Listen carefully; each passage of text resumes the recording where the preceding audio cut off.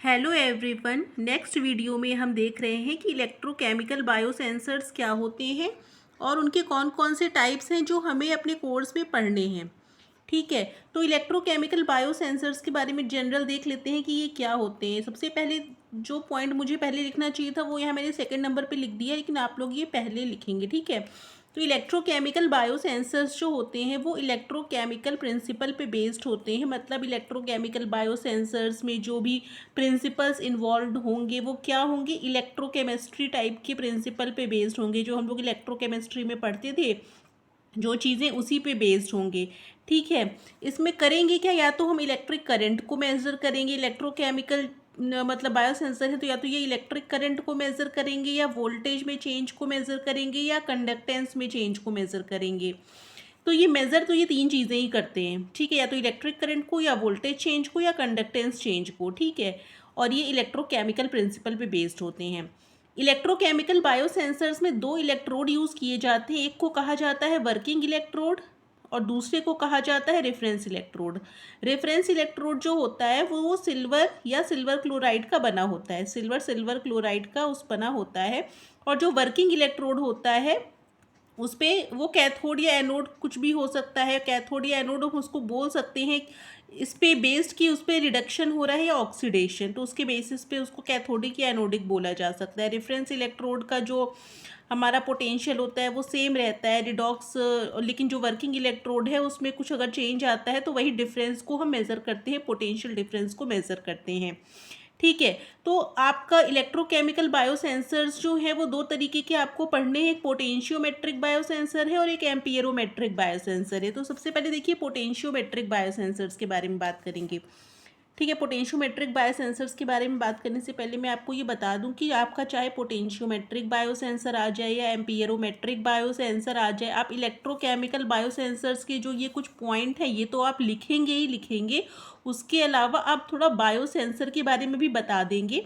ठीक है, थोड़ा सा बायोसेंसर बताएंगे, फिर इलेक्ट्रोकेमिकल बायोसेंसर्स के बारे में बताएंगे, फिर पोटेंशियोमेट्रिक पे आएंगे, जबकि आप हेडिंग स्टार्टिंग में ही डाल देंगे पोटेंशियोमेट्रिक। ठीक है, तो इस तरीके से आपका वो मतलब ज़्यादा मार्क्स का क्वेश्चन आसानी से हो जाएगा। ठीक है, अब देखिए पोटेंशियोमेट्रिक बायोसेंसर्स करते क्या है, पोटेंशियल डिफरेंस को मेज़र करेंगे। इस पोटेंशियल डिफरेंस कहाँ पे आ रहा है, वर्किंग इलेक्ट्रोड और रेफरेंस इलेक्ट्रोड के बीच में जो पोटेंशियल डिफरेंस है उसको ये मेज़र करेंगे। कौन, पोटेंशियोमेट्रिक बायोसेंसर। और ये इलेक्ट्रोड कहाँ रखे होंगे, एक इलेक्ट्रोकेमिकल सेल में। और ये इलेक्ट्रोड किससे अटैच होंगे, मतलब मेनली जो वर्किंग इलेक्ट्रोड होगा वो किससे अटैच होगा, हमारे बायोलॉजिकल रिकॉग्निशन एलिमेंट से, जो कि हमारे बायोसेंसर का पार्ट है। हमने बताया था ना बायोसेंसर में तीन पार्ट होते हैं, एक तो बायोलॉजिकल एलिमेंट होता है, एक ट्रांसड्यूसर होता है और एक डिटेक्टर होता है। तो जो हमारा वर्किंग इलेक्ट्रोड है वो एक तरीके से क्या है, ट्रांसड्यूसर ही है। ये आप कंफ्यूज मत होइएगा कि ये ट्रांसड्यूसर ही है जो कि किससे कनेक्टेड रहेगा, बायोलॉजिकल एलिमेंट से, जो कि बाइंड होगा हमारे सैंपल में प्रेजेंट होने वाले जो भी हमारे बायोलॉजिकल एलिमेंट हैं। ठीक है, तो पोटेंशियोमेट्रिक बायोसेंसर में हमने बताया कि पोटेंशियल डिफरेंस को ये मेजर करेगा कहाँ कहाँ किसके किसके बीच में, वर्किंग इलेक्ट्रोड और रेफरेंस इलेक्ट्रोड के पोटेंशियल डिफरेंस को मेजर करेगा। अब देखिए biological element is coupled with working electrode. जो हमारा वर्किंग इलेक्ट्रोड है, जैसा कि मैंने भी बता भी दिया आपको, वो कहाँ किससे कनेक्ट रहेगा, बायोलॉजिकल एलिमेंट से।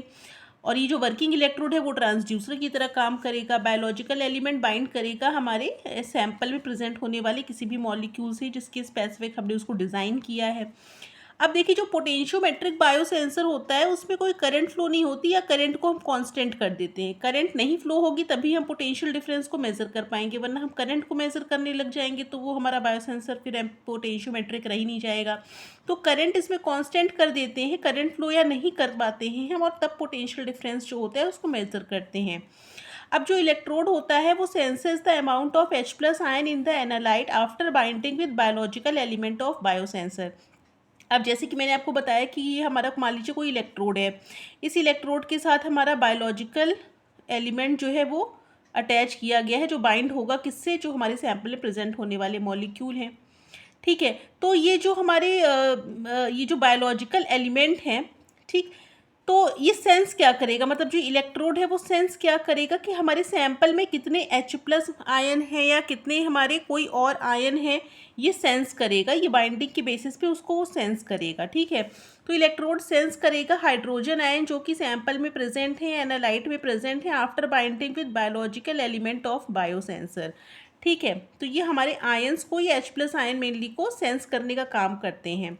अब देखिए कितने टाइप के होते हैं। जो हमारा ग्लास pH इलेक्ट्रोड होता है या आयन सिलेक्टिव इलेक्ट्रोड होता है, ये जो ट्रांसड्यूसर्स की तरह काम कर रहे हैं, ये सब क्या है, ये सब एक तरीके से पोटेंशियोमेट्रिक बायोसेंसर को ही बनाने के काम में आते हैं।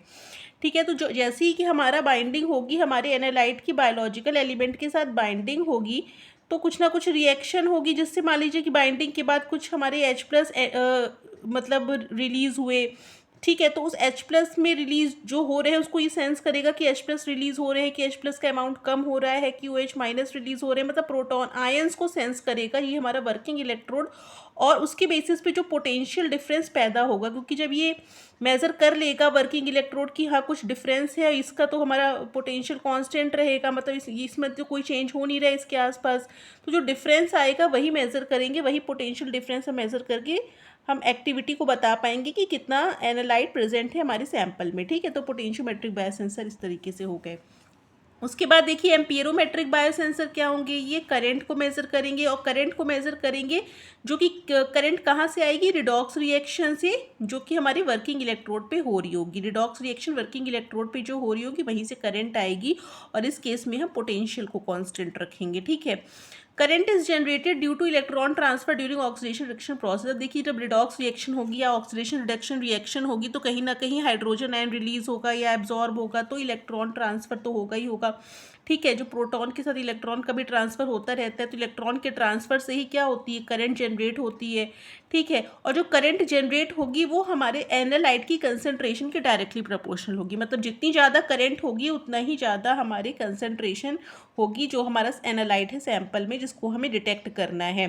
ठीक है, इसमें एक ग्राफ जैसा आ जाता है, पीक जैसा, पीक जितनी ज़्यादा पीक होती है उतना ज़्यादा कंसंट्रेशन होता है एनालाइट का। ठीक, तो पोटेंशियल इसमें कांस्टेंट रखेंगे। इसका एग्जाम्पल है एम्पियरोमेट्रिक बायोसेंसर का, जैसे कि कैंसर के डिटेक्शन में जो बायोमार्कर्स यूज़ होते हैं उनको एम्पियरोमेट्रिक बायोसेंसर से ही डिटेक्ट किया जाता है, बहुत ही ज़्यादा स्पेसिफिक और क्या होते हैं, सिलेक्टिव नेचर के होते हैं।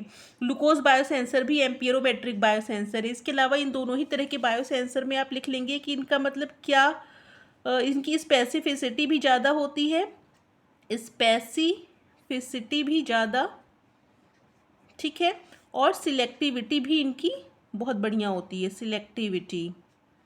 तो सिलेक्टिविटी मतलब ये सेलेक्ट कर लेते हैं, जिनसे इनको बाइंड करना होता है उसी मॉलिक्यूल को सेलेक्ट करके बाइंड होंगे, और उसी के लिए स्पेसिफिक होंगे, किसी और से बाइंड नहीं करेंगे। क्या क्या नहीं बाइंड करेंगे, जो हमारे पोटेंशियोमेट्रिक बायोसेंसर में जो बायोलॉजिकल एलिमेंट लगे होंगे वो हमारे सैंपल के एनालाइट से स्पेसिफिक बाइंडिंग करेंगे और सिलेक्टिव बाइंडिंग भी करेंगे। ठीक है, वो स्पेसिफिक भी होगी बाइंडिंग, ठीक है, एक पर्टिकुलर नेचर की होगी, और सिलेक्टिव मतलब वो उसी के साथ बाइंड करेंगे, किसी और के साथ नहीं, और बाइंडिंग की जो एक स्पेसिफिसिटी है वो भी कांस्टेंट होगी कि कितना एक्सटेंट पे बाइंडिंग हो रही है। तो ये दोनों आपको पढ़ने ही केवल पोटेंशियोमेट्रिक और एम्पियरोमेट्रिक बायोसेंसर इलेक्ट्रोकेमिकल बायोसेंसर में। इसके अलावा आपको ऑप्टिकल और पीजो इलेक्ट्रिक भी पढ़ना है और कैलोरीमेट्रिक भी पढ़ना है, वो वीडियोज़ भी हम लेकर के आएंगे। आपका एग्ज़ाम कल आप दोपहर में होगा, उसके पहले तक आपकी वीडियोस अपलोड हो जाएंगी। अगर रात तक हो जाती हैं तो ठीक है, वरना मैं कल सुबह तक वीडियो अपलोड कर दूंगी, आप 11-12 बजे तक पढ़ के उसको जा सकते हैं। ठीक है, तो अभी के लिए इतना प्रिपेयर कर लीजिए, और बाकी के टॉपिक्स आप देख सकते हैं जो एंजाइमोलॉजी के हमारे बने हुए प्लेलिस्ट, उसमें से जा कर के आप और भी वीडियोज़ देख सकते हैं। तब तक के लिए थैंक यू।